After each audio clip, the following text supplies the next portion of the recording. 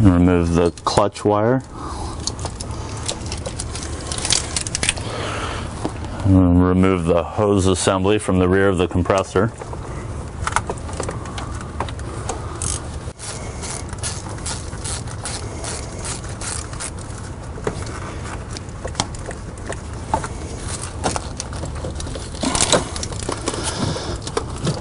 You have to be very careful not to get any dirt in the hoses.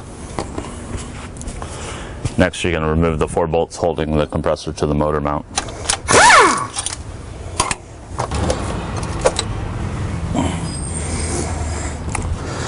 I like to look in the compressor to see if you can see any metal shavings on the discharge port to see if the compressor came apart internally.